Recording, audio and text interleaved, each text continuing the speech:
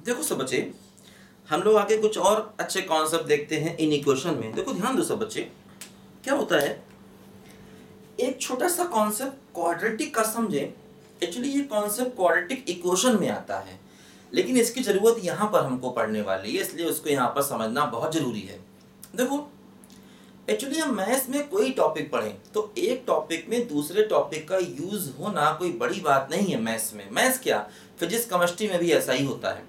एक टॉपिक में दूसरे टॉपिक का यूज़ होता ही होता है। तो जब जिसका यूज़ होगा उसको यहाँ पर समझना बहुत ज़रूरी होता है। ध्यान दो सब बच्चे, एक टॉपिक में दूसरे टॉपिक का यूज़ जब भी होगा तो उसको हम लोग वहीं पर समझ लेंगे। देखो जैसे क्वाड्रेटिक का कॉन्सेप्ट होता है, देखो क्या होता है, जैसे हम सबने पढ़ा होगा कि मान लो अपने पास ये क्वाड्रेटिक है, ठीक, इसमें डी होता है डिस्क्रिमिनेंट, क्या होता है बोलो, बी स्क्वायर माइनस 4ac।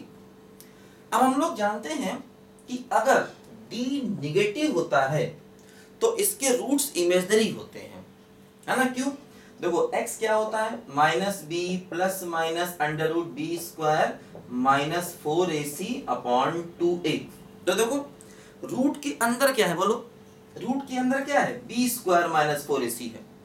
तो अगर ये बी स्क्वायर माइनस 4ac मतलब d है, अगर d निगेटिव हो गया तो रूट के अंदर निगेटिव आ जाएगा, और रूट के अंदर निगेटिव आने का मतलब ये पूरा का पूरा जो x का वैल्यू है क्या हो जाएगा, इमेजिनरी, है ना।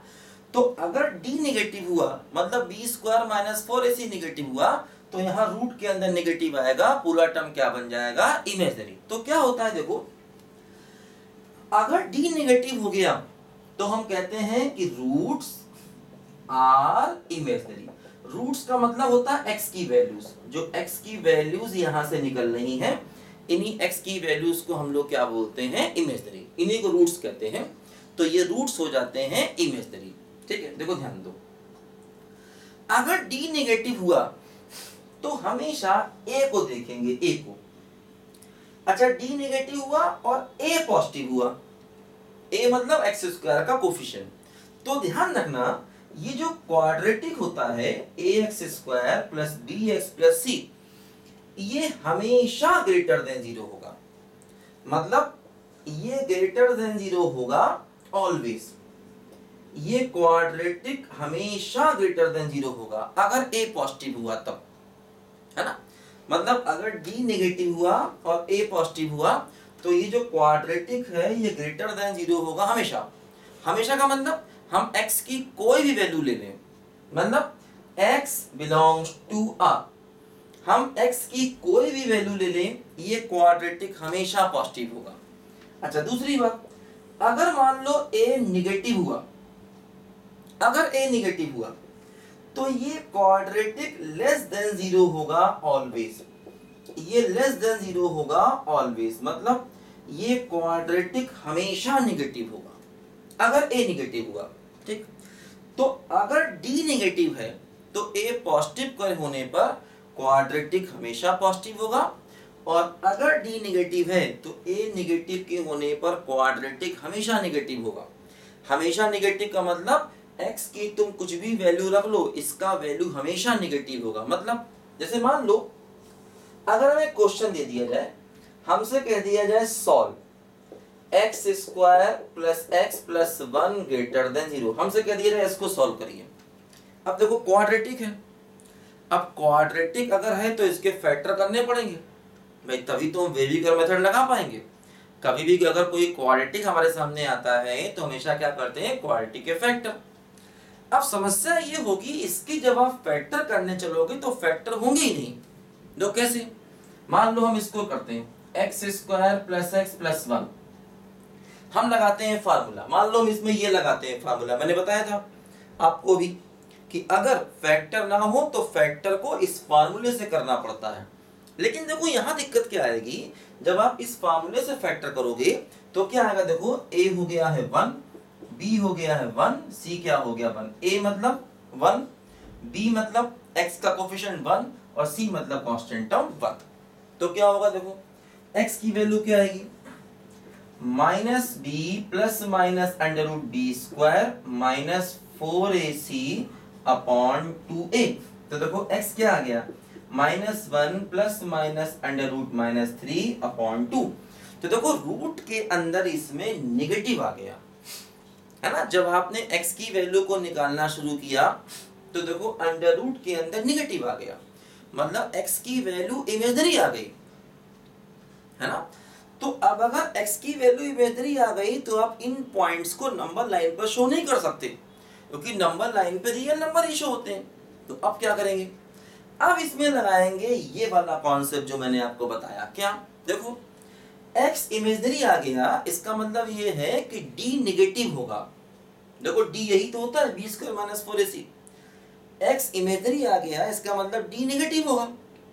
तो अब d निगेटिव होगा तो a देखो, a क्या है, देखो इसमें इस वाले एक्सप्रेशन में देखो x² + x + 1 है, तो इसमें मतलब d निगेटिव हो गया, ये कंफर्म है क्योंकि ये d निगेटिव आ गया। देखो अब a क्या है, a है 1 का मतलब क्या हो गया, बोलो पॉजिटिव। a मतलब क्या हुआ, x² का कोफिशिएंट, तो a हो गया 1 मतलब पॉजिटिव। तो इसमें d निगेटिव है और a पॉजिटिव है, तो d निगेटिव a पॉजिटिव का मतलब ये हुआ कि मैंने बताया आपको, देखो अगर d निगेटिव है और a पॉजिटिव है तो इसका मतलब हुआ कि ये क्वाड्रेटिक हमेशा पॉजिटिव होगा। मतलब हम कहेंगे it is greater than 0, it is greater than 0 x belongs to R। मतलब ये क्वाड्रेटिक हमेशा पॉजिटिव होगा, क्योंकि इसमें a पॉजिटिव है और d निगेटिव है। जब a पॉजिटिव और d निगेटिव होता है तो क्वाड्रेटिक की वैल्यू ग्रेटर देन 0 होती है हमेशा। मतलब इस क्वेश्चन का आंसर आ गया ऑल रियल नंबर्स, है ना।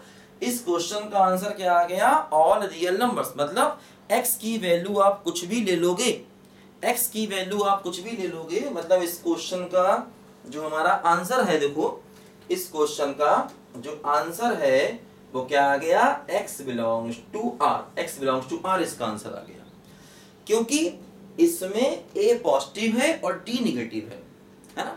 तो अगर d निगेटिव आ जाए तो a को देखना पड़ेगा।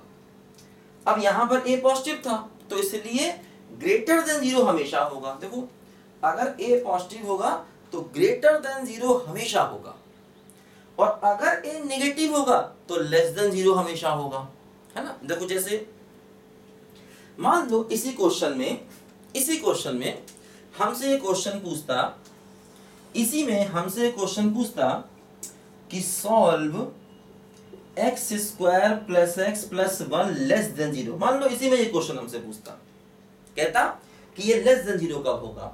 तो एक्चुअली क्या हो रहा है, देखो इस वाले एक्सप्रेशन में a पॉजिटिव है और d निगेटिव है, देखा अभी हमने, इसमें a पॉजिटिव है और d निगेटिव है। तो अगर a पॉजिटिव और d निगेटिव है इसका मतलब ये हमेशा पॉजिटिव है, और ये पूछ रहा है नेगेटिव कब होगा, है ना। एक्चुअली अभी देखा हमने कि इसमें a पॉजिटिव है और d निगेटिव है, तो ये एक्सप्रेशन हमेशा पॉजिटिव है। लेकिन ये कह रहा है कि नेगेटिव कब होगा, तो नेगेटिव कब होगा, कभी नहीं होगा। तो इसलिए इसका आंसर क्या आ गया, बोलो x बिलोंग्स टू 5, मतलब no real value of x, इसका आंसर आ गया। क्योंकि अगर ये पॉजिटिव पूछ रहा था तो आंसर क्या था, x बिलोंग्स टू R। अब ये पूछ रहा है लेस देन 0 कब होगा, तो एक्चुअली अभी हमने देख चुके हैं कि भाई ये तो हमेशा पॉजिटिव है। तो जब x की हर वैल्यू के लिए ये पॉजिटिव है तो इसका मतलब नेगेटिव कभी नहीं होगा। तो इसलिए इसका आंसर आ गया x बिलोंग्स टू 5। 5 का मतलब कुछ भी नहीं, 5 का मतलब क्या होता है, एम्प्टी सेट, जिसके पास कुछ भी नहीं है।